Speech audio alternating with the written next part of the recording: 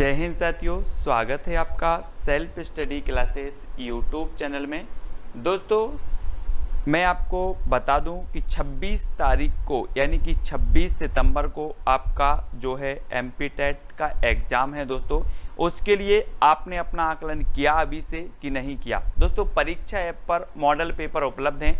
जैसे आपकी परीक्षा में 150 नंबर के पेपर आना है, वैसे ही परीक्षा ऐप पर मॉडल पेपर उपलब्ध हैं और 150 नंबर से आपके कितने नंबर आ रहे हैं इसका आकलन आप कर लें। बहुत सारे बच्चों ने दोस्तों ये टेस्ट सीरीज लगाई है, तो आप भी परीक्षा ऐप की टेस्ट सीरीज लगाएं और self SC40 coupon code use करें तो 40% आपको ऑफ मिल जाएगा। ठीक है, किसी बच्चे के 97 आ रहे हैं, किसी के 105 आ रहे हैं, किसी के 110, किसी के 115, तो आप भी ये टेस्ट सीरीज जरूर लगाकर अपना आकलन कर लें, अपनी रैंक देख लें, क्योंकि बहुत सारे बच्चे ये टेस्ट सीरीज लगा रहे हैं। ठीक है, दूसरा दोस्तों, आपकी तैयारी के लिए एमपी परीक्षा ऐप ने वीडियो कोर्स जो है जारी किया है, जिसमें आपका फाइनल रिवीजन भी हो जाएगा। ठीक है, तो अगर आप ये पूरा वीडियो कोर्स खरीदना चाहते हैं, जो फाइनल रिवीजन है, संक्षिप्त है, मेन चीज़ है, वो चीज़ अगर आप खरीदना चाहते हैं तो आप एक जो है वीडियो कोर्स भी खरीद सकते हैं और self SC40 coupon code use करेंगे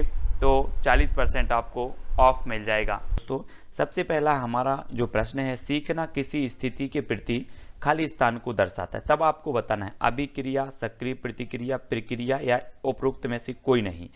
तब आपको विकल्प में जो है कमेंट में उत्तर बताते जाना। अगर आपसे बनता है तो आपका जो आंसर हो जाएगा वो हो जाएगा बी, यानी कि सक्रिय प्रतिक्रिया। ठीक है, बी नंबर आपका बिल्कुल सही होगा। अगला क्वेश्चन, अधिगम के संदर्भ में कौन सा कथन सही नहीं है? अधिगम के संदर्भ में व्यक्ति के सर्वांगीण विकास में सहायक, ज्ञान के व्यवहारिक प्रयोग में सहायक, विषय वस्तु को रटकर याद करने में सहायक या व्यक्ति के व्यवहार में परिवर्तन लाने में सहायक। तब आपका आंसर होगा विकल्प नंबर सी, सही नहीं है बताना था, तो विषय वस्तु को रटकर याद करने में सहायक, ये सी नंबर आपका बिल्कुल सही होगा। ठीक है, अगला क्वेश्चन देखेंगे, भाषा योग्यता के अंतर्गत आते हैं तो क्या आती है? मौखिक अभिव्यक्ति, सांकेतिक अभिव्यक्ति, लिखित अभिव्यक्ति या उपरोक्त सभी। तो मौखिक भाषा योग्यता के अंतर्गत बताना, भाषा योग्यता के अंतर्गत आते हैं तो क्या आती है? 4 विकल्प हैं, 4 में से एक का चयन करना है। तब आपका जो आंसर होगा वो होगा डी, यानी कि उपरोक्त सभी भाषा योग्यता के अंतर्गत आते हैं। तो मौखिक अभिव्यक्ति, सांकेतिक अभिव्यक्ति और लिखित, ये सारे के सारे आते हैं ना, तो डी नंबर आपका सही होगा। अगला क्वेश्चन है, चॉम्स्की के अनुसार भाषा सीखने के क्रम में खाली स्थान खोज भी साथ साथ चलती रहती है।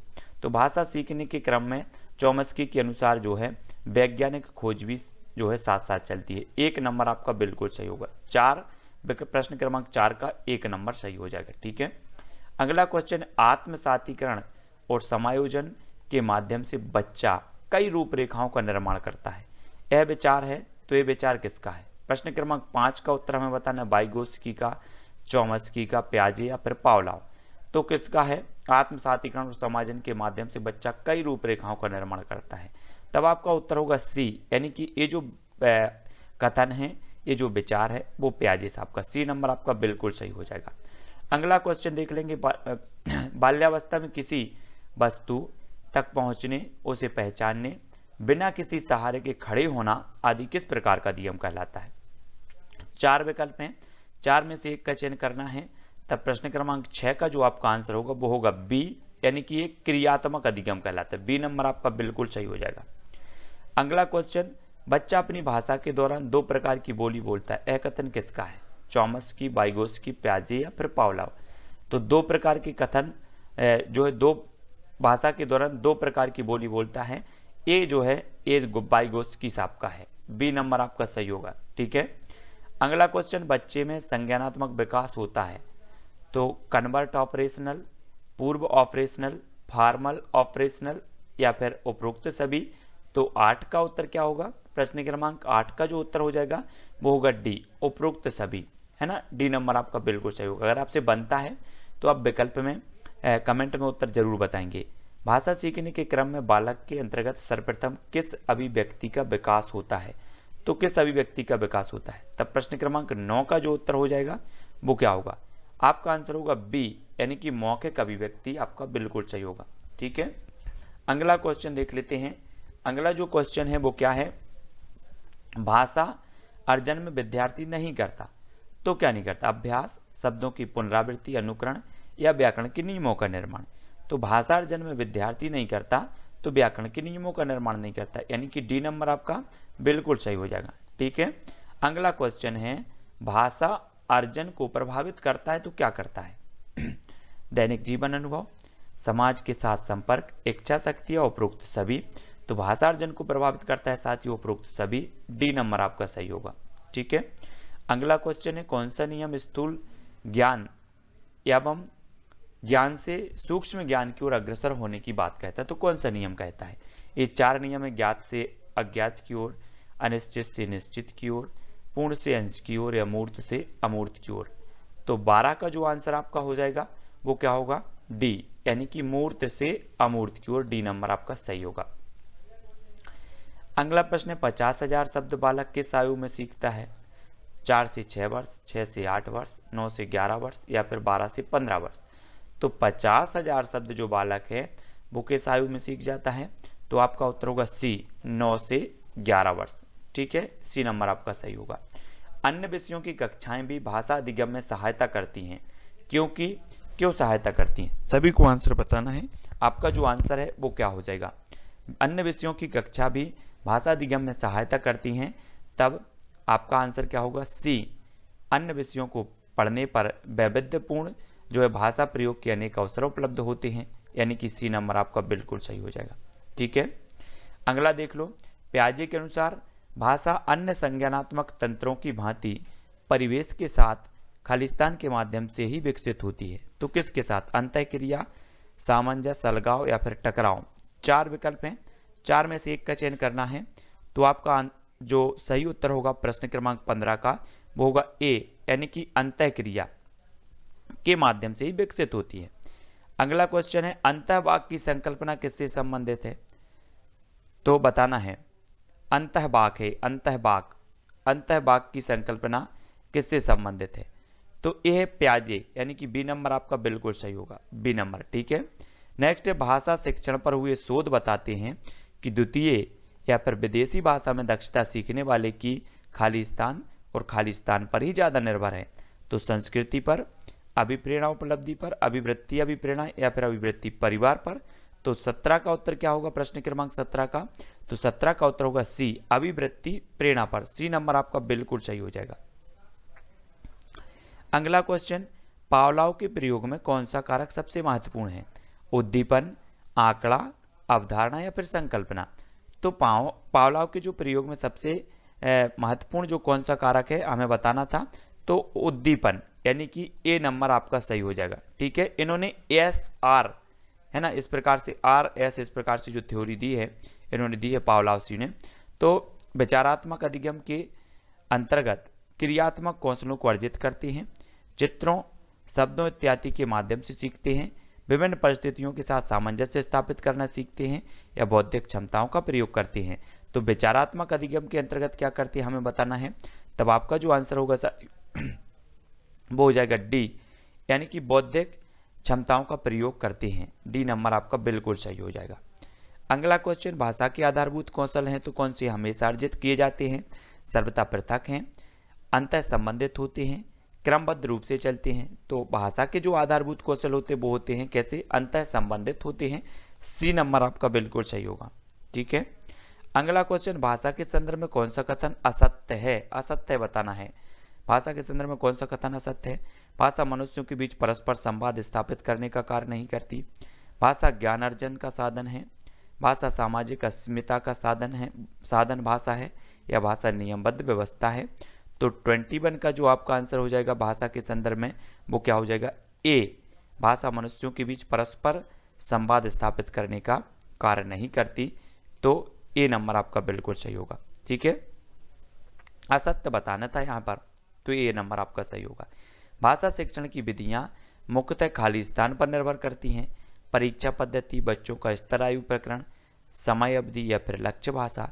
तो भाषा शिक्षण की जो मुख्य विधियां हैं वो काय पर निर्भर करती हैं? वो करती बच्चों का स्तर, आयु प्रकरण पर, बी नंबर आपका सही हो जाएगा। ठीक है, अगला क्वेश्चन, आरंभ में इनमें से किस सिद्धांत के आधार पर बालक भाषा सीखता है? तो किस सिद्धांत के आधार पर बालक भाषा सीखता है बहुमुखी प्रयास के सिद्धांत पर, मनोरंजन के सिद्धांत पर, अनुकरण के सिद्धांत या अभ्यास के सिद्धांत पर। तब आरंभ में इनमें से किस सिद्धांत के आधार पर बालक भाषा सीखता है? तो आपका उत्तर होगा सी, अनुकरण के सिद्धांत पर, है ना, सभी को पता है। अगला क्वेश्चन है, भाषा शिक्षण है यह जानना कि बच्चा पढ़ना लिखना कैसे सीखता है। यह जानना कि बच्चे को पढ़ना लिखना कैसे सिखाया जाए, है ना। तब आपका उत्तर क्या होगा?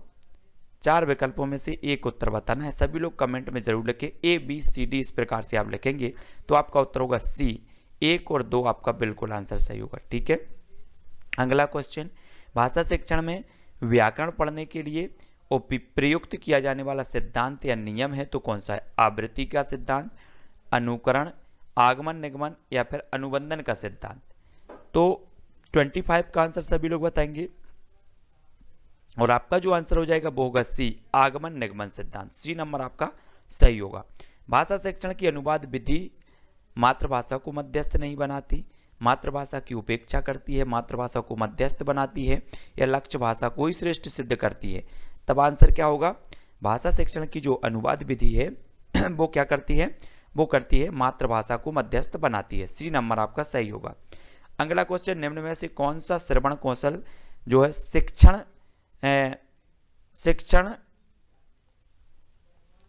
शिक्षण का उद्देश्य नहीं है? सुनकर अर्थ ग्रहण करने की योग्यता का विकास करना, पूरी बात को सुनना, ना कि वक्ता के कथन के सारांश को समझना, श्रुत सामग्री के विषय को भली भांति समझने की योग्यता उत्पन्न करना या फिर किसी की श्रुत सामग्री को मनोयोग पूर्वक सुनने की प्रेरणा प्रदान करना। तो श्रवण कौशल शिक्षण का उद्देश्य नहीं हमें बताना है। 27 का आंसर सभी लोग बताएंगे। 4 विकल्प हैं। तब आपका आंसर हुआ साथियों बी, यानी कि पूरी बात को सुनना, ना कि वक्ता के कथन के सारांश को समझना, है ना। सुनना, है ना, ये चीज बी नंबर आपका जो है उद्देश्य नहीं है, हो जाएगा बी नंबर। ठीक है। नेक्स्ट, भाषा की कक्षा में कौन सी शिक्षण युक्ति सबसे कम प्रभावी है? उचित गति एवं प्रवाह के साथ पढ़ने पर बल देना, शुद्ध उच्चारण पर अत्यधिक बल देना, बच्चों की रुचि के अनुसार परिचित विषय या प्रसंग पर चर्चा या फिर दूसरों की हस्तलिपि सामग्री पत्र आदि जो है पढ़वाना। तो उत्तर क्या होगा? प्रश्न क्रमांक 28 का आंसर बताना है और जो आपका 28 का आंसर होगा वो डी होगा, दूसरों की हस्तलिपि सामग्री पत्र आदि पढ़वाना, है ना। डी नंबर आपका बिल्कुल सही होगा। नेक्स्ट, अभिप्रेरणा का सिद्धांत विद्यार्थियों को प्रोत्साहित करने पर बल देता है, विद्यार्थियों को अभ्यास करने के लिए कहता है, सीखी हुई बातों को पुनरावृत्ति करने के लिए कहता है, या फिर आपको बताना है उपरोक्त में से कोई नहीं। तो उत्तर क्या होगा? 29 का आपका उत्तर होगा ए, यानी कि विद्यार्थियों को प्रोत्साहित करने पर बल देता है। ठीक है। अगला क्वेश्चन, भाषा शिक्षण आवश्यक है तो भाषाई कौशलों से परिचित कराने के लिए, बच्चों की कल्पनाशीलता को बढ़ाने के लिए, सृजनात्मकता का विकास करने के लिए या उपरोक्त सभी। तो भाषा शिक्षण जो आवश्यक होता है साथियों वो होता है उपरोक्त सभी, है ना, सभी के लिए होता है। अगला है, विद्यार्थी की भाषा पर उसके सामाजिक परिवेश का प्रभाव पड़ता है। सिद्धांत है तो किसका? अनुबंधन का, अनुकरण, साहचर्य या फिर जीवन समन्वय का। तो 31 का आंसर क्या हो जाएगा? सभी लोग कमेंट में लिखेंगे और आपका उत्तर होगा बी, अनुकरण का है। किसका है? अनुकरण, यानी बी नंबर आपका बिल्कुल सही हो जाएगा। अगला क्वेश्चन है, भाषा शिक्षण का उद्देश्य तो क्या है? वक्ता के विचारों को समझ पाने की योग्यता का विकास, केवल पठन कौशल का विकास, पाठ्य पुस्तकों से इतर पुस्तकों को पढ़ने की क्षमता का विकास या फिर 1 और 3। भाषा शिक्षण का उद्देश्य है तो क्या है? वो 1 और 3 आपका सही होगा। 1 मतलब होगा वक्ता के विचारों को समझ पाने की योग्यता का विकास और 3 पाठ्य पुस्तकों से इतर पुस्तकों को पढ़ने की क्षमता का विकास, है ना। अगला क्वेश्चन देख लो, कहानियां बच्चों के भाषा विकास में किस प्रकार सहायक हैं? ये भाषिक नियम ही सिखाती हैं, बच्चों के खाली समय का सदुपयोग करने में मदद करती हैं, ये पाठ्य पुस्तक का सबसे महत्वपूर्ण हिस्सा है, या फिर ये बच्चों की कल्पना शक्ति, सृजनात्मकता और चिंतन को बढ़ावा देती हैं। तब 33 का आंसर होगा डी, ये बच्चों की कल्पना शक्ति, सृजनात्मकता और चिंतन को बढ़ावा देती हैं। डी नंबर आपका सही हो जाएगा। ठीक है। अगला है, मातृभाषा शिक्षण विद्यार्थी के भाषा शिक्षण में व्यवधान उत्पन्न करता है, शिक्षण को सरल बनाता है या फिर अध्यापक के शैक्षिक कार्य में बाधक बनता है या शिक्षण सिद्धांतों के विपरीत है। तो मातृभाषा का जो शिक्षण है साथियों वो होगा डी, शिक्षण सिद्धांतों के विपरीत है। डी नंबर आपका बिल्कुल सही होगा। ठीक है। डी नंबर नहीं, बी, शिक्षण को सरल बनाता है। मातृभाषा शिक्षण शिक्षण को सरल बनाता है। बी नंबर आपका सही होगा, बी नंबर सही इसका है ना। अगला है तब अगला जो क्वेश्चन है, भाषा शिक्षण के संदर्भ में कौन सा कथन सही नहीं है। सही नहीं है बताना है। भाषा शिक्षण में समृद्ध भाषिक परिवेश उपलब्ध कराना जरूरी है। भाषा की नियमबद्धता जो है व्यवस्था को केवल व्याकरण के माध्यम से ही जाना जा सकता है। भाषागत शुद्धता के प्रति अत्यधिक कठोर व्यवहार अपनाना चाहिए, या फिर समृद्ध भाषिक परिवेश में बच्चे स्वयं नियमों का निर्माण करते हैं। तो कौन सा सही नहीं है बताना है। तो सही नहीं है, कौन सा नहीं है, सही नहीं बताना है। तो भाषागत शुद्धता के प्रति अत्यधिक कठोर व्यवहार अपनाना चाहिए, ये जो है सही नहीं है। ठीक है, तो आपका जो सी नंबर है वो इसका सही हो जाएगा। ठीक है, बहुत बढ़िया, सी नंबर आपका सही है। इस कठोर व्यवहार नहीं अपनाना चाहिए, ये जो कथन है वो सही नहीं माना जाएगा। गणित विज्ञान सामाजिक विज्ञान की कक्षाएं एक तरह से भाषा की ही कक्षाएं हैं। इन कथन के समर्थन में कौन सा तर्क सबसे कमजोर है, सबसे कमजोर बताना है। विभिन्न विषयों के शिक्षण में भाषा शिक्षण के मुख्य उद्देश्य होता है। भाषा शिक्षण एक मुख्य उद्देश्य होता है। विभिन्न विषयों की अवधारणात्मक समझ की अभिव्यक्ति भी भाषा विशेष में होती है। विभिन्न विषयों की अवधारणाएं किसी भाषा विशेष से बनती हैं, या फिर विभिन्न विषयों के अध्यापन में भाषा साधन का कार्य करती हैं। तो सबसे कमजोर कौन सा हो जाएगा। 4 विकल्प हैं, 4 में से एक आपको उत्तर बताना है। आपका उत्तर होगा विकल्प नंबर ए, विभिन्न विषयों के शिक्षण में भाषा एक मुख्य उद्देश्य होता है। ये सबसे कमजोर माना जाएगा, मुख्य उद्देश्य नहीं होता, ए नंबर। ठीक है, अगला क्वेश्चन है, भाषा शिक्षण के संदर्भ में कौन सा कथन सही नहीं है। भाषा अर्जन और भाषा अधिगम में अंतर होता है।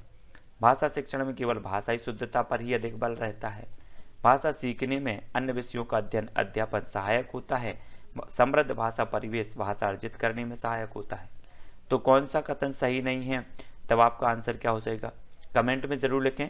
उत्तर होगा बी, भाषा शिक्षण में केवल भाषाई शुद्धता पर ही बल दिया जाता है, ये कम नहीं है सही। ठीक है, अगला क्वेश्चन है, कौन सा नियम स्थूल ज्ञान सूक्ष्म ज्ञान की ओर अग्रसर होने की बात कहता है। तो कौन सा नियम कहता है। 4 विकल्प हैं, 4 में से एक का चयन करना है, तब आपका आंसर क्या हो जाएगा।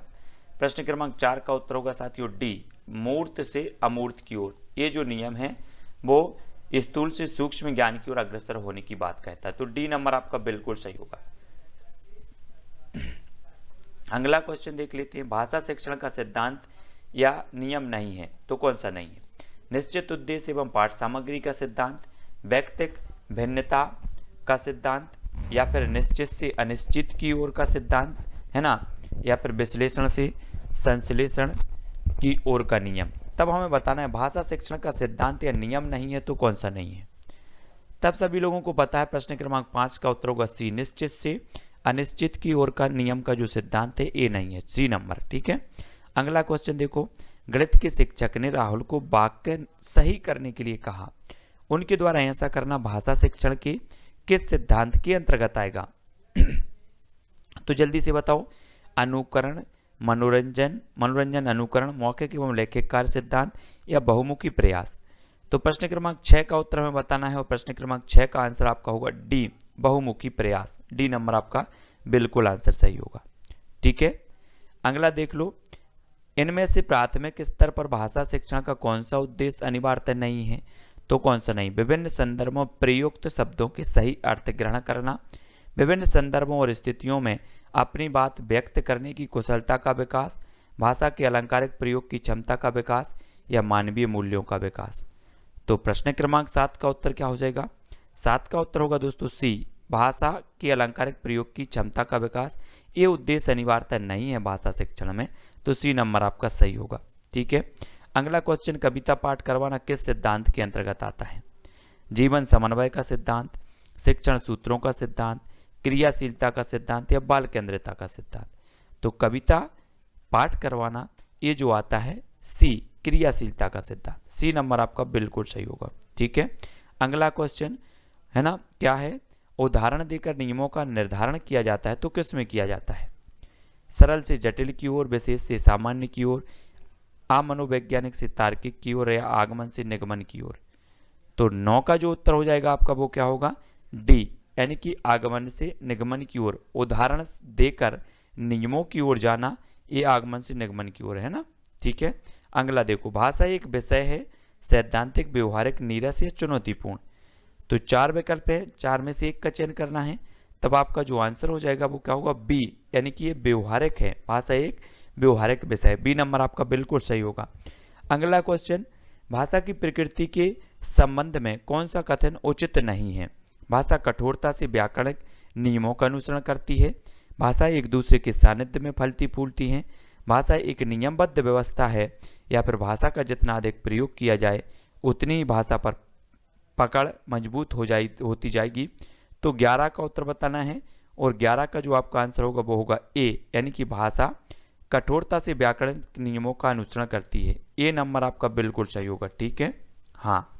अगला क्वेश्चन देखो, सृजनात्मकता का विकास करने में कौन सा सहायक नहीं है। तब आपका आंसर क्या होगा, कविता पूरी करना, चित्र पर आधारित मौखिक अथवा लिखित वर्णन, प्रश्नों के उत्तर देना या फिर अधूरी कहानी को पूरा करना। सृजनात्मकता का विकास करने में कौन सा सहायक नहीं है। तो आपका आंसर हो जाएगा क्या, विकल्प नंबर सी, प्रश्नों के उत्तर देना। सी नंबर आपका बिल्कुल सही होगा। अगला क्वेश्चन देख लेते, जो बच्चे सुन नहीं सकते वह शीघ्र भाषा सीख जाते हैं, उन्हें भाषा सीखने में समय लगता है, वह भाषा सीख नहीं सकते या वह भाषा का प्रयोग लिखित रूप में कर सकते हैं। तो 13 का उत्तर बताना है कि जो भाषा सुन नहीं सकते वो क्या होते हैं, डी, वह भाषा का प्रयोग लिखित रूप में कर सकते। डी नंबर आपका सही हो जाएगा। ठीक है, दैनिक कार्यों में मनुष्य किन 2 कौशलों का सर्वाधिक प्रयोग करता है। लेखन एवं भाषा कौशल, श्रवण एवं पठन कौशल, श्रवण एवं वाचन कौशल या वाचन एवं लेखन कौशल। तो 14 का उत्तर आपका क्या होगा, उत्तर हो जाएगा साथियों सी, श्रवण एवं वाचन कौशल। ठीक है, अगला क्वेश्चन देख लो। अगला क्वेश्चन क्या है, अगला है शास्वर वाचन का मुख्य उद्देश्य क्या है। तब उत्तर हमें बताना है, पढ़ने में आनंद की अनुभूति, बच्चों में पढ़ने संबंधी झिझक को समाप्त करना, बोल बोल कर पढ़ना या फिर द्रुत गति से वाचन करना। तो शास्वर वाचन का मुख्य उद्देश्य जो होता है प्रश्न क्रमांक 15 का, बच्चों में पढ़ने संबंधी झिझक को समाप्त करना। बी नंबर आपका बिल्कुल सही होगा। अगला क्वेश्चन, इनमें से किस प्रतियोगिता के लिए मौखिक अभिव्यक्ति की आवश्यकता नहीं होती। तो किस प्रतियोगिता के लिए नहीं होती, वाद विवाद, भाषण, अंत्याक्षरी या फिर कविता लेखन। तो प्रश्न क्रमांक 16 का उत्तर हमें बताना है और 16 का जो आंसर होगा वो क्या होगा, डी, कविता लेखन, है ना। इसमें मौखिक अभिव्यक्ति की आवश्यकता नहीं होती। ठीक है, कविता लेखन में। अगला क्वेश्चन देखो, सुनना कौशल शामिल है। तो दूसरे की बात सुनने में रुचि, धैर्य की प्रतिक्रिया, प्रश्नों को ध्यानपूर्वक सुनने की क्षमता का विकास, शांतिपूर्ण पूर्वक सुनना या सुने हुए शब्दों की केवल पुनरावृत्ति। तो 17 का आंसर क्या होगा, 17 का प्रश्न क्रमांक उत्तर हो जाएगा बी, प्रश्नों को ध्यानपूर्वक सुनने की क्षमता का विकास। बी नंबर आपका बिल्कुल सही होगा। ठीक है, अगला क्वेश्चन, सुनना बोलना कौशलों के विकास के लिए सर्वोत्तम विधि कौन सी होती है। सुनना बोलना कौशलों के विकास के लिए कहानी कहना और उस पर बच्चों की प्रतिक्रिया जानना, कविता याद करवा कर बोलबाना, कक्षा के कुछ बच्चों द्वारा पाठ के अनुच्छेद पढ़कर सुनाना या फिर अंत्याक्षरी गतिविधि का आयोजन करना। तो प्रश्न क्रमांक 18 है, उत्तर बताना है कि सुनना बोलना कौशलों के विकास के लिए सर्वोत्तम विधि कौन सी है। तब आपका उत्तर होगा साथियों ए, कहानी कहना और उस पर बच्चों की प्रतिक्रिया जानना। ए नंबर आपका बिल्कुल सही होगा। अगला क्वेश्चन जान लेते हैं, विकास ने अपने क्षेत्र में आयोजित रंगारंग कार्यक्रम के विषय में मित्रों को सुनाया। इस स्थिति में वह किस कौशल का प्रयोग कर रहा है, भाषण कौशल, लेखन, वाचन या फिर श्रवण। तो प्रश्न क्रमांक 19 का जो आपका आंसर हो जाएगा वो क्या होगा, वो होगा साथियों सी, वाचन कौशल। ठीक है, सी नंबर आपका सही होगा। ध्वनियों के विभेदीकरण में सहायक है तो क्या है, श्रवण कौशल, भाषण, वाद विवाद करना या फिर वाचन कौशल। तब आपका जो आंसर होगा वो क्या होगा, प्रश्न क्रमांक 20 का आंसर, और 20 का आंसर हो जाएगा ए, श्रवण कौशल। ठीक है, ए नंबर आपका बिल्कुल सही है। अगला देख लो, भाषा के प्राथमिक कौशल हैं तो कौन सी है। 4 है, IMP क्वेश्चन है, भाषा की प्राथमिक कौशल कौन सी है। तब प्रश्न क्रमांक 21 का आपका आंसर होगा सी, यानी कि श्रवण और वाचन, ये भाषा के प्राथमिक कौशल कहलाते हैं। अगला क्वेश्चन, भाषाई विकास को प्रभावित नहीं करता, संकोच, व्यक्तित्व, बुद्धि या फिर मधुर वाणी।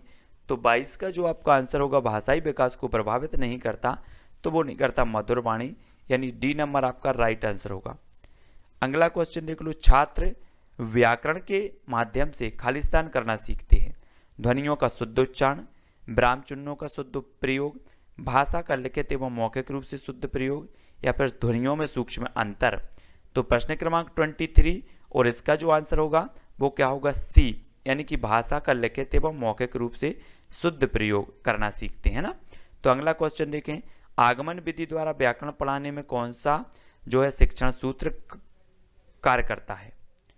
तो जल्दी से बताएंगे, मूर्त से अमूर्त की ओर, कठिन से सरल की ओर, ज्ञात से अज्ञात की ओर, या फिर डी। तो उत्तर क्या होगा, डी, 1 और 3, मूर्त से अमूर्त की ओर, ज्ञात से अज्ञात की ओर, यानी कि डी नंबर आपका आंसर सही होगा। ठीक है, अगला क्वेश्चन है, भाषा की शिक्षिका होने के नाते व्याकरण पढ़ाते हुए आपका उद्देश्य होगा तो क्या होगा। बच्चों को व्याकरणिक नियमों से अवगत कराना, बच्चों को भाषिक संरचनाओं से अवगत कराना, बच्चों को वाक्य रचना के नियम बताना, या फिर भाषा का शुद्ध प्रयोग करना सिखाना। तो 25 का जो आंसर हो जाएगा वो क्या होगा, भाषा की शिक्षिका होने के नाते व्याकरण पढ़ाते हुए आपका उद्देश्य क्या होगा, तो वो होगा भाषा का शुद्ध प्रयोग करना सिखाना। डी नंबर आपका सही होगा। निगमन विधि है नियम बताकर उदाहरण देना, उदाहरण देकर नियम समझाना, या फिर भाषा का अनुकरण करने की विधि, या बिना उदाहरण दिए भाषा सिखाना। तो 26 का आंसर क्या होगा, निगमन विधि जो होती है वो नियम बताकर उदाहरण देना। ए नंबर आपका बिल्कुल सही होगा। ठीक है, ए नंबर। अगला क्वेश्चन देखो, 5वीं कक्षा की अध्यापिका छात्रों को व्याकरण पढ़ाने के लिए प्रसिद्ध लेखकों की जो है पुस्तकें पढ़ाती है। वह व्याकरण पढ़ाने के लिए किस विधि का प्रयोग कर रही है, आगमन विधि, भाषा संसर्ग विधि, समवाय विधि, या फिर सहसंबंध विधि। तब सभी लोग उत्तर बताएंगे प्रश्न क्रमांक 27 का। आप कमेंट में उत्तर जरूर लिखते जाएं और अपना आकलन करते जाएं। ठीक है, 27 का आंसर होगा बी, भाषा संसर्ग विधि। ठीक है, बी नंबर आपका बिल्कुल राइट आंसर होगा। व्याकरण पढ़ाते हुए शिक्षक का उद्देश्य नहीं होता तो क्या नहीं होता, छात्र भाषिक संरचनाओं का ज्ञान प्राप्त कर सके, छात्र शुद्ध एवं अशुद्ध भाषा में अंतर कर सके, या फिर छात्र केवल शुद्ध लेखन कर सके, या छात्र शुद्ध उच्चारण कर सके। तब आपका आंसर क्या होगा, आंसर हो जाएगा सी, छात्र केवल शुद्ध लेखन कर सके। सी नंबर आपका सही हो जाएगा। ठीक है, ये उद्देश्य नहीं होता। अगला क्वेश्चन है, मुहावरे और लोकोक्तियों का प्रयोग करना व्याकरण का प्रमुख हिस्सा है। हिंदी भाषा शिक्षण का सबसे महत्वपूर्ण उद्देश्य है भाषिक अभिव्यक्ति को प्रभावी बनाता है, या केवल गद्य पाठों के अभ्यासों का हिस्सा है। तो 29 का आंसर क्या हो जाएगा साथियों, तब अधिकांश लोगों ने उत्तर बताया भाषिक अभिव्यक्ति को प्रभावी बनाता है। सी नंबर आपका बिल्कुल करेक्ट आंसर है। 29 के बाद 30 आंसर है अपना, व्याकरण शिक्षण के संदर्भ में कौन सा कथन सही है बताना है। व्याकरण शिक्षण के लिए समय सारणी में अलग से कालांशों की व्यवस्था होनी चाहिए, भाषा प्रयोग की अपेक्षा भाषा नियमों को ही महत्व देना चाहिए, बच्चे परिवेश में उपलब्ध भाषिक प्रयोग के आधार पर स्वयं भाषा के नियम बनाने की क्षमता रखते हैं, या फिर व्याकरण शिक्षण अत्यंत आवश्यक है। तो आपका कौन सा कथन है जो सही है, तो आपका हो जाएगा डी, व्याकरण शिक्षण जो है अत्यंत आवश्यक है। डी नंबर आपका सही हो जाएगा। अगला क्वेश्चन देख लो, व्याकरण शिक्षण को सरस एवं रुचिकर बनाने के लिए निम्नलिखित में से कौन सा उपाय नहीं किया जा सकता। व्याकरण की पाठचर्या छात्रों के स्तरानुकूल बनाना, व्यावहारिक व्याकरण की जो है शिक्षा भाषा संसर्ग विधि से देना, छात्रों को नियम व परिभाषा रटने के लिए प्रोत्साहन किया जाना, या फिर व्याकरण शिक्षण को दृश्य श्रव्य सामग्री के प्रयोग से रोचक बनाया जाना। तो प्रश्न क्रमांक 31 का आपका उत्तर क्या होगा सी, यानी कि छात्रों को नियम व परिभाषा रटने के प्रोत्साहन किया जाना। ये आपका जो है असत्य होगा, है ना, यह उपाय नहीं किया जा सकता। मैंने चाट खाई और फिर मैं हंसी, शर्मिला का यह भाषा प्रयोग मुख्यतः किस ओर संकेत करता है। व्याकरणिक नियमों की जानकारी न होना, नियमों का अति सामान्यीकरण, भाषा प्रयोग में असावधानी, या फिर भाषा की समझ ना होना। तो 32 का आंसर क्या होगा, 32 का आंसर होगा क्या, बी, यानी कि नियमों का अति सामान्यीकरण। बी नंबर आपका सही होगा, बी नंबर। ठीक है, अगला क्वेश्चन देख लो, कक्षा में मौजूद बहुभाषिकता बच्चों का लक्ष्य भाषा सीखने के लिए हतोत्साहित करती है, या फिर शिक्षक के लिए एक जटिल और कठोर चुनौती है, या भाषा शिक्षण में बाधक है, या भाषा शिक्षण में एक संसाधन के रूप में प्रयुक्त हो सकती है। तो कक्षा में मौजूद बहुभाषिकता ये क्या है। तब 33 का आंसर आपका जो हो जाएगा वो डी, भाषा शिक्षण में एक संसाधन के रूप में प्रयुक्त हो सकती है। अगला क्वेश्चन, निम्न में से कौन सा कथन सत्य है? पूरी स्कूली शिक्षा के दौरान द्विभाषिकता को बनाए रखना चाहिए, कारण द्विभाषिकता और विद्वत उपलब्धियों का गहरा सकारात्मक संबंध पाया जाता है। भाषा में उच्च स्तरीय दक्षता प्राप्ति के बिना गणित, समाज विज्ञान और विज्ञान में समझ और उपलब्धि के स्तर का विकास संभव नहीं है। पढ़ने की आदत को प्रोत्साहित करने के लिए यह जरूरी है कि प्रत्येक स्कूल में अच्छे पुस्तकालय हों, जहां बच्चों को अपने पाठ्यक्रम के अलावा अन्य सामग्री पढ़ने व लिखने के प्रति भी प्रेरित किया जा सके। और उपरोक्त सभी, तो 34 का आंसर क्या हो जाएगा? कौन सा कथन सत्य है बताना था, तो सत्य है उपरोक्त सारे के सारे जो कथन है, डी नंबर आपका सही हो जाएगा। ठीक है, अगला क्वेश्चन देख लो।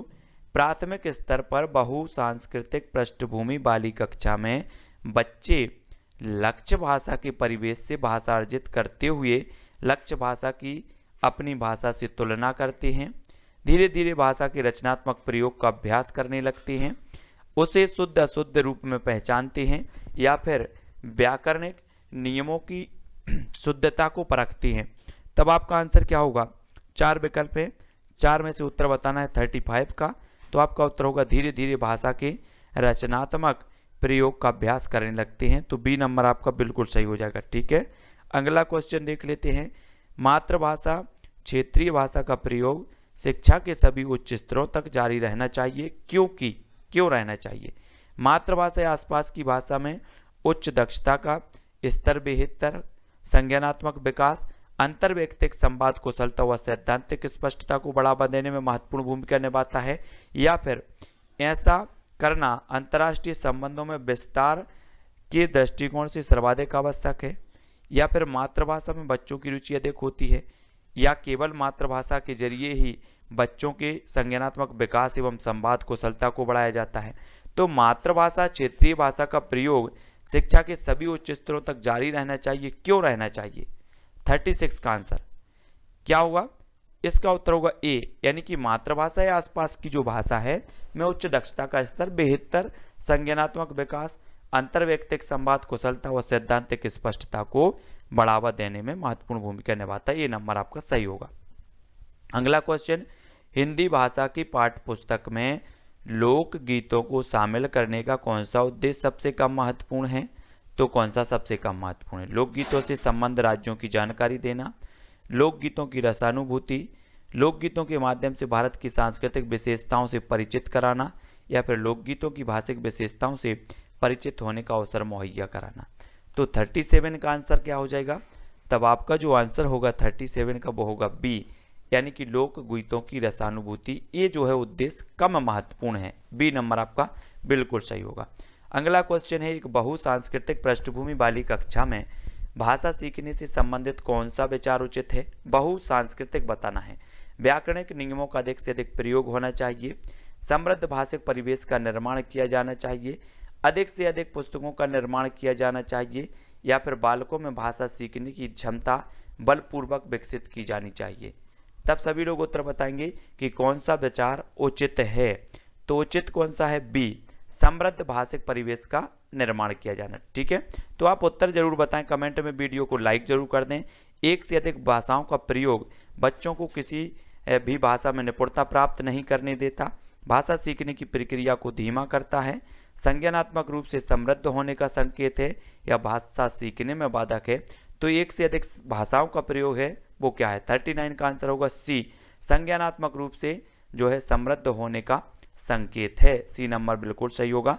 अगला क्वेश्चन है, मैं अपनी कक्षा में बहुभाषिकता को महत्व देती हूँ, इसलिए मैं भिन्न भिन्न भाषाओं की पुस्तकों का आदर करती हूँ, बच्चों को कई भाषाओं की कविताओं का गान करवाती हूँ, या फिर श्यामपट्ट पर हिंदी भाषा के शब्दों के अर्थ 2 भाषाओं में अवश्य लिखती हूँ, या सभी बच्चों को अपनी मातृभाषा में कहने सुनने की आज़ादी देती हूँ।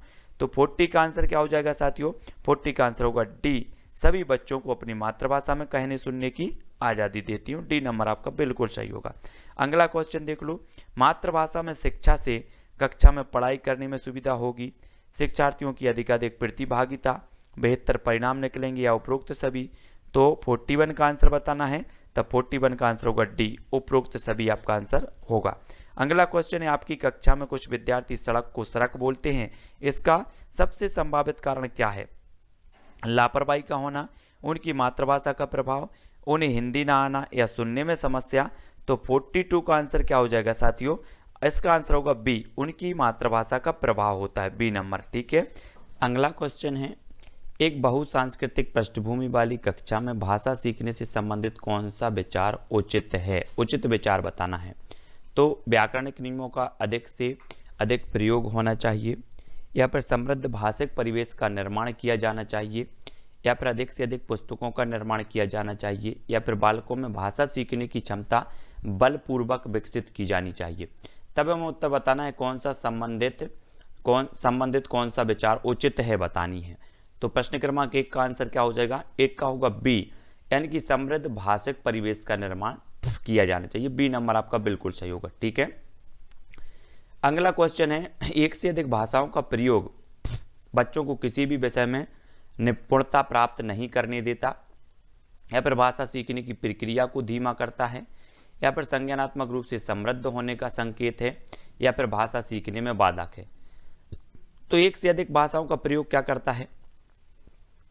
तो उत्तर क्या होगा? उत्तर होगा सी, संज्ञानात्मक रूप से समृद्ध होने का संकेत है, तो सी नंबर आपका सही होगा।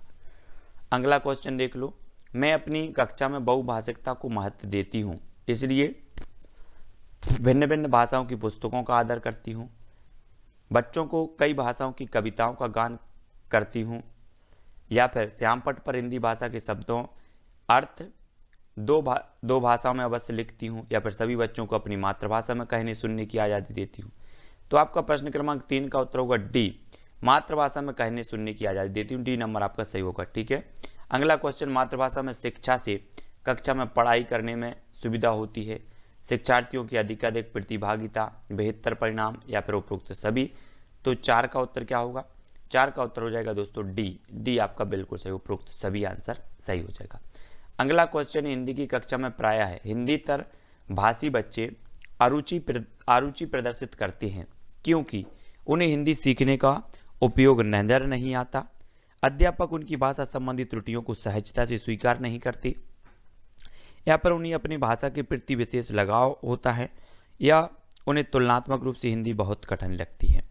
तो आपको बताना है कि अरुचि प्रदर्शित क्यों करते हैं। तो प्रश्न क्रमांक 6 का जो आंसर होगा वो क्या होगा? वो होगा साथियों डी, उन्हें तुलनात्मक रूप से हिंदी बहुत कठिन लगती है, तो डी नंबर आपका सही होगा, तुलनात्मक रूप से। ठीक है, अगला क्वेश्चन है, त्रिभाषा सूत्र का उद्देश्य क्या है? 7 का उत्तर सभी लोग बताएंगे।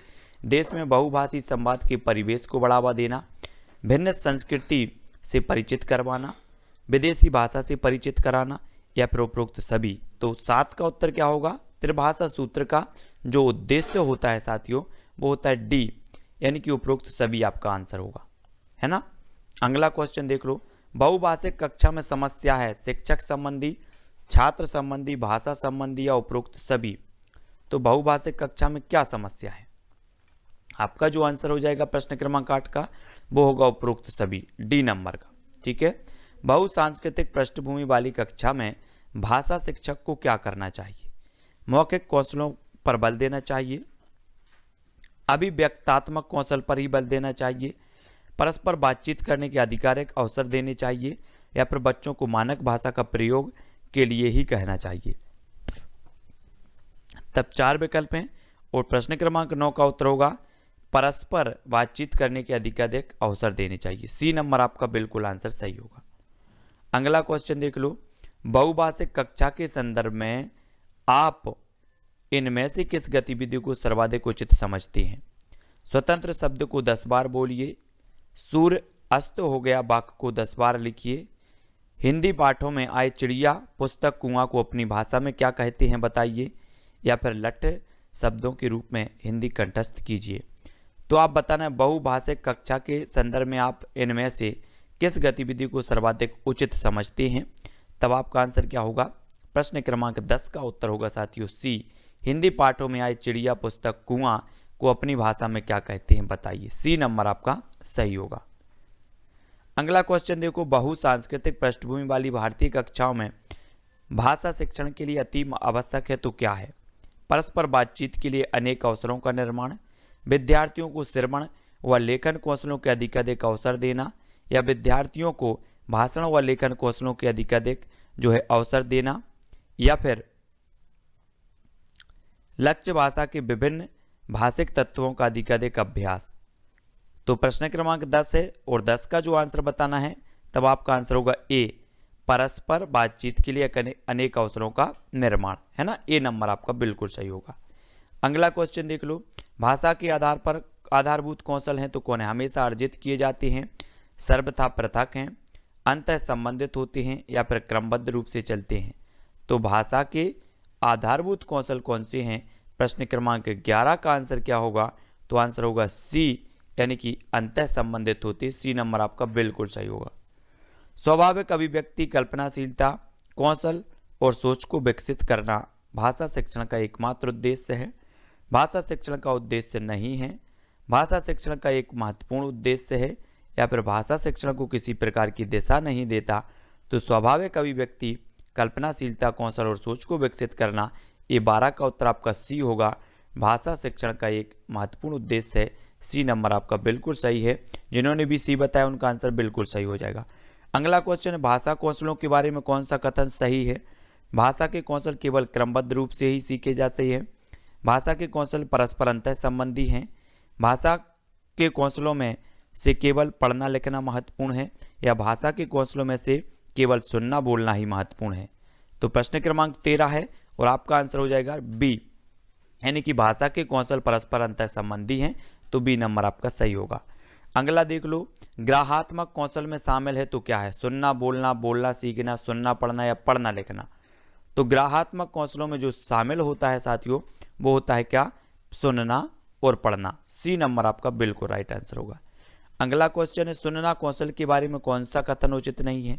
सुनना कौशल सबसे कम महत्वपूर्ण है, सुनना कौशल मौखिक कौशल के अंतर्गत आता है, सुनना कौशल अन्य कौशलों के विकास में सहायक है, या फिर सुनना कौशल का विकास भाषा के नियमों को पहचानने, उनका निर्माण करने में सहायक है। तो 15 का उत्तर सभी लोग बताएंगे और प्रश्न क्रमांक 15 का उत्तर होगा ए, यानी कि सुनना कौशल सबसे कम महत्वपूर्ण है। ये जो है उचित नहीं है, तो ये नंबर आपका सही होगा। अगला क्वेश्चन, निम्न में से कौन सा श्रवण कौशल शिक्षण का उद्देश्य है? तो आपका आंसर क्या होगा? श्रुत सामग्री के विषय के महत्वपूर्ण एवं मर्म स्पर्शी विचारों, भावों एवं तथ्यों का चयन करने की क्षमता प्रदान करना, या फिर विद्यार्थियों में ध्वनियों, शब्दों का शुद्ध उच्चारण तथा स्वर, गति, लय और प्रवाह के साथ पढ़ने की योग्यता विकसित करना, या फिर छात्रों को साहित्यिक गतिविधियों में भाग लेने व सुनने के लिए प्रेरित करना, या उपरोक्त सभी। तो श्रवण कौशल शिक्षण का उद्देश्य है तो क्या है?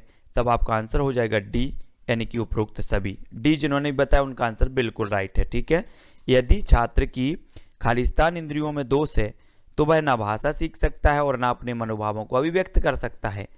तो पठन में, श्रवण में, दृश्य में, तो आपका उत्तर होगा साथियों क्या? अगर उसकी श्रवण इंद्रियों में दोष है तो वह ना भाषा सीख सकता है और ना अपने मनोभावों को अभिव्यक्त कर सकता है। तो बी नंबर आपका सही होगा। ठीक है, बी नंबर। नेक्स्ट है, श्रवण कौशल के शिक्षण के द्वारा निम्नलिखित में से किस उद्देश्य की पूर्ति की जा सकती है? तो छात्रों का मानसिक एवं बौद्धिक विकास करना, छात्रों में भाषा व साहित्य के प्रति रुचि पैदा करना, श्रुत सामग्री का सारांश ग्रहण करने की योग्यता विकसित करना, या उपरोक्त सभी। तो श्रवण कौशल के शिक्षण के द्वारा निम्न में से किस उद्देश्य की पूर्ति की जा सकती है? तो होगा उपरोक्त सभी। डी नंबर आपका आंसर बिल्कुल सही हो जाएगा। अगला क्वेश्चन देख लो, निम्न में से कौन सी शिक्षण विधि श्रवण कौशल के शिक्षण में सर्वाधिक महत्वपूर्ण है? तो कौन सी विधि है? प्रश्नोत्तर, शास्वर, भाषण, या फिर ये सभी। तो 19 का जो आपका आंसर हो जाएगा साथियों वो होगा डी, यानी कि ए सभी। ठीक है, अगला क्वेश्चन, परस्पर बातचीत मुख्यतः सुनने और बोलने के कौशलों के विकास में सहायक है, पढ़ने लिखने में सहायक है, समय की बर्बादी है, या फिर अनुशासनहीनता को उत्पन्न करती है। तो परस्पर जो बातचीत है वो मुख्यतः क्या करती है? वो सुनने और बोलने के कौशलों के विकास में सहायक है। तो ए नंबर आपका बिल्कुल आंसर सही हो जाएगा। अगला क्वेश्चन देख लो, मौखिक अभिव्यक्ति में निम्न में से कौन सी विशेषता होनी चाहिए? स्वाभाविकता, स्पष्टता, बोधगम्यता, या फिर सभी। तो मौखिक अभिव्यक्ति में होनी चाहिए तो वो सभी होनी चाहिए, स्वाभाविकता भी, स्पष्टता भी और बोधगम्यता भी, है ना। अगला क्वेश्चन देखो, निम्न में से कौन सा मौखिक अभिव्यक्ति का महत्व नहीं है। रोजमर्रा के कार्यकलाप में मौखिक भाषा प्रयुक्त तो होती है। भाषा की शिक्षा मौखिक भाषा के से प्रारंभ होती है। मौखिक भाषा के द्वारा नई नई जानकारियां मिलती हैं, भले ही वह विचारों के आदान प्रदान में सहायक नहीं हो। अशिक्षित व्यक्ति बोलचाल के द्वारा ही ज्ञान अर्जित करता है। तब प्रश्न क्रमांक 22 है और इसका उत्तर हमें बताना है, तो उत्तर होगा सी, मौखिक भाषा के द्वारा नई नई जानकारियां मिलती हैं, भले ही वह विचारों के आदान प्रदान में सहायक नहीं हो। तो सी नंबर आपका बिल्कुल राइट आंसर होगा। अगला क्वेश्चन देख लो, बोलना कौशल में सर्वाधिक महत्वपूर्ण है तो क्या है। बोलने की तेज गति, शुद्ध उच्चारण, समझकर बोलना, आंखों देखा वर्णन करना। तो 23 का आंसर क्या होगा। बोलना कौशल में सर्वाधिक जो महत्वपूर्ण है वो क्या है, तो वो है सी, समझकर बोलना। ठीक है, सी नंबर आपका बिल्कुल सही होगा। मौखिक अभिव्यक्ति में निम्न में से कौन सी विशेषता नहीं होनी चाहिए। शुद्धता, प्रवाहमयता, श्रोताओं से काफी उच्च स्तर की भाषा का प्रयोग, या फिर अवसरानुकूल। तो मौखिक अभिव्यक्ति में निम्न में से कौन सी विशेषता नहीं होनी चाहिए। तब 24 का आंसर बताना है और 24 का आंसर होगा सी, यानी कि श्रोताओं से काफी उच्च स्तर की भाषा का प्रयोग। सी नंबर आपका बिल्कुल राइट आंसर होगा। ठीक है, अगला क्वेश्चन, बच्चों की पठन कुशलता का विकास करने में सर्वाधिक महत्वपूर्ण क्या है। भाषिक संरचनाओं का अभ्यास, अर्थ की अपेक्षा उच्चारणगत शुद्धता का विशेष ध्यान देना, विभिन्न संदर्भों से जुड़ी सामग्री, या फिर पाठ्य पुस्तक में दिए गए अभ्यास। तो बच्चों की पठन कुशलता का विकास करने में सर्वाधिक जो महत्वपूर्ण है वो है अर्थ की अपेक्षा उच्चारणगत शुद्धता पर विशेष ध्यान देना, यानी बी नंबर आपका बिल्कुल आंसर सही होगा। अगला क्वेश्चन है, पढ़ना कौशल में खाली स्थान सर्वाधिक महत्वपूर्ण है। उच्चारण की शुद्धता, अर्थ ग्रहण करना, लिपि चिन्हों की जानकारी, या द्रुत गति से पढ़ना। तो 26 का आंसर क्या हो जाएगा साथियों। पढ़ना कौशल में जो है सबसे महत्वपूर्ण होता है वो होता है क्या, अर्थ ग्रहण करना। बी नंबर सबसे महत्वपूर्ण होता है। ठीक है, महत्वपूर्ण तो सभी होते हैं लेकिन सबसे महत्वपूर्ण की बात होती है तो अर्थ ग्रहण करना। ठीक है, अगला क्वेश्चन है, पाठ्य वस्तु का भावपूर्ण पठन है तो क्या है। पठन की पहली और अनिवार्य शर्त है, या फिर अर्थ को समझने में मदद करना, केवल कविताओं पर ही लागू होता है, या पठन का एकमात्र आदर्श रूप है। तो 27 का आपका आंसर होगा बी, यानी कि अर्थ को समझने में मदद करता है। बी नंबर आपका राइट आंसर हो जाएगा। अगला क्वेश्चन, पढ़ने की कुशलता का विकास करने के लिए जरूरी है कि बच्चों को शब्दार्थ जानने के लिए बाध्य किया जाए, बच्चों को विविध प्रकार की विषय वस्तु सामग्री उपलब्ध कराई जाए, बच्चों को द्रुत गति से पढ़ने के लिए बाध्य किया जाए, या फिर बच्चों को बोल बोल कर पढ़ने के लिए निर्देश दिए जाए। तो 28 का आंसर हमें बताना है और 28 का आंसर होगा बी, यानी कि बच्चों को विविध प्रकार की विषय सामग्री उपलब्ध कराई जाए। बी नंबर आपका सही हो जाएगा। अगला क्वेश्चन देख लो साथियों, आप शास्त्र पठन में अनिवार्यतः किस साहित्यिक विधा का समर्थन करेंगे। एकांकी, यात्रा वृत्तांत, जीवनी, या फिर आत्मकथा। तो 29 का आंसर क्या होगा। 29 का आंसर होगा दोस्तों एकांकी, है ना। एकांकी आपका बिल्कुल राइट आंसर होगा। अगला देख लो, मौन पठन में मुख्यतः शब्द भंडार विकसित किया जाता है, मन ही मन बुदबुदाते हुए पढ़ा जाता है, गहन अर्थ को आत्मसात करने का प्रयास किया जाता है, या तेज गति से पाठ को पढ़ा जाता है। तो मौन पठन में क्या होता है 30 का सी, यानी कि गहन अर्थ को आत्मसात करने का प्रयास किया जाता है। सी नंबर आपका बिल्कुल सही होगा। ठीक है, अगला देख लो, एकांकी पढ़ने का सबसे अच्छे तरीका क्या है। बच्चों से अलग अलग पात्रों के संवाद पढ़वाए जाएं और फिर एकांकी का मंचन हो। एकांकी को बच्चे घर से पढ़कर आए और कक्षा में शिक्षक सवाल पूछे, शिक्षक स्वयं पढ़ते हुए सवाल पूछते जाएं, या फिर शिक्षक स्वयं पढ़े और बच्चे सुने। तो एकांकी पढ़ने का सबसे अच्छा तरीका जो होता है वो होता है ए, बच्चों से अलग अलग पात्रों के संवाद पढ़वाएं और जो है फिर एकांकी का मंचन हो। तो ये नंबर आपका बिल्कुल सही होगा। अगला क्वेश्चन, पढ़ना कौशल में सबसे ज्यादा महत्वपूर्ण क्या है। शब्दों एवं वाक्यों को शुद्ध रूप से उच्चरित करना, केवल अक्षर पहचान, तेज गति से पढ़ना, या फिर संदर्भानुसार अर्थ ग्रहण करना। तो अब 32 का आंसर क्या हो जाएगा। उत्तर बताना है 4 विकल्पों के माध्यम से और आपका उत्तर होगा डी, यानी कि संदर्भानुसार अर्थ ग्रहण करना। डी नंबर आपका बिल्कुल सही होगा। ठीक है, अगला क्वेश्चन, एकांकी पाठ मुख्यतः किसमें सहायता करती है। वाक्य संरचना की जानकारी, अभिनय की कुशलता, लेखन कौशल की कुशलता, या संदर्भ के अनुसार उचित उतार चढ़ाव के साथ बोलना। तो आपका उत्तर होगा संदर्भ के अनुसार उचित उतार चढ़ाव के साथ बोलना, जो है डी नंबर आपका सही होगा। अगला क्वेश्चन देख लो साथियों, निम्न में से कौन सा पठन कौशल का उद्देश्य है? बालकों के स्वर में आरोह अवरोह का ऐसा अभ्यास करा दिया जाए कि वे यथा अवसर भावों के अनुकूल स्वर में लोच देकर पढ़ें। बालकों को वाचन के माध्यम से शब्द ध्वनियों का पूर्ण ज्ञान कराया जाता है। वाचन की इस कला से छात्र मोहक व जिह्वा के उचित स्थान से ध्वनि उच्चरित करते रहेंगे। या वाचन से अक्षर उच्चरित ध्वनि बल निर्गम है ना सास्वरता आदि को सम्यक संस्कार प्राप्त होता है। या उपरोक्त सभी, तो 34 का आंसर होगा उपरोक्त सभी, डी नंबर आपका आंसर सही होगा। ठीक है, अगला देख लो, निम्न में से कौन सी पठन संबंधी त्रुटि नहीं है?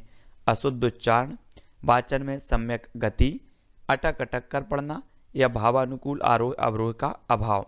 तो कौन सी पठन संबंधी त्रुटि नहीं है बतानी है, तो आपका उत्तर होगा वाचन में सम्यक गति, ये वचन संबंधी त्रुटि नहीं है, बी नंबर बिल्कुल सही होगा।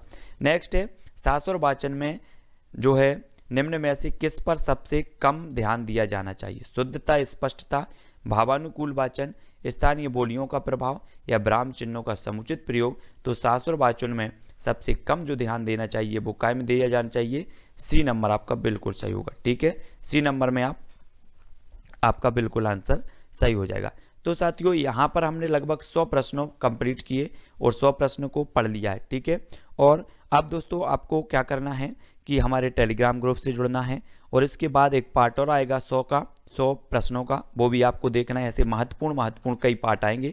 पर्यावरण के भी आपके बहुत सारे वीडियो डायरेक्ट प्ले लिस्ट में जाकर के देखेंगे सभी लोग। ठीक है, प्ले लिस्ट पर जाकर के देखना है। और साथियों आपकी लाइव क्लास जो होती है, लाइव क्लास का शेड्यूल मैं बता दूं, आपकी दोपहर होती है शिक्षा शास्त्र की क्लास दोपहर 2:30 बजे। ठीक है, 2:30 पर।